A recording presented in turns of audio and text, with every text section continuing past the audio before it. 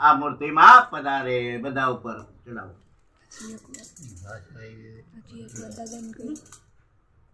અરે વખત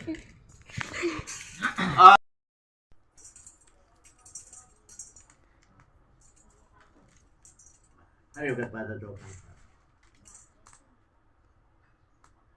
ઓમ આમ હ્રીમ ગ્રોમ યમ રમ લમ વમ વમ વમ વમ વમ વમ વમ ક્ષમ સમ હંસ હરિમ ઉપ આમ હ્રીમ ક્રોમ આસામ નૂતન પ્રતિમાયામ સર્વે ઇન્દ્રિયાણી વામન ચક્ષુ સ્તોત્ર જીવા ધ્યાન પાણી પાદ ઇહ વાગત્ય સુખમ ચિરચિંતંતુ સ્વાહા.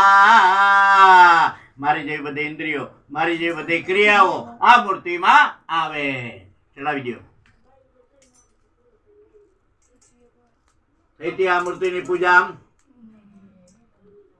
હે આ મૂર્તિ આવી રીતે બેહાડી હતી. નહીં આ રીતે ઈ તો ખાલી એનો બે રહી દેવી અથર્વનો પાઠ કર્યો હતો એનો એનો ખાલી દેવી અથર્વનો પાઠ હા. ઈ એકવાર કર્યો હતો.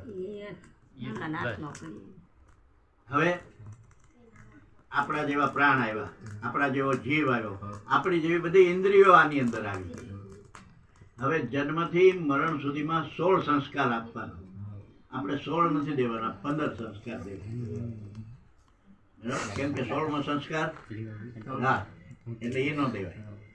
આ માત્રા બધી બધા માતાજીના આકૃતિને અને દાદાની આકૃતિને આમ અડાડતું જવાનું. ઓમ રીમ બોલવાનું મનમાં અડાડતા જાઓ. ઓમ રીમ ઓમ રીમ ઓમ રીમ ઓમ રીમ ઓમ રીમ ઓમ રીમ ઓમ રીમ ઓમ રીમ ઓમ રીમ ઓમ રીમ ઓમ રીમ ઓમ રીમ ઓમ રીમ ઓમ રીમ ઓમ રીમ મા. ગર્ભાધાનાથી પંચદશ સંસ્કાર 15 સંસ્કાર આપણે. પહેલો સંસ્કાર 6ઠી થી થાય. જય છે બૃહસ્પતિ જગમિમંદનો ત્વરિતમ જગ્યો સમિમંદધાતુ વિશ્વે દેવ સૈવ દયંતા. હવે ક્યાં દેવ છે ખબર નથી. ફૈબા નામ પાડે પછી ખબર પડે ને. તમારું નામ કોને પાડ્યું? શું નામ પાડ્યું? તુષાર. તુષાર. બરાબર.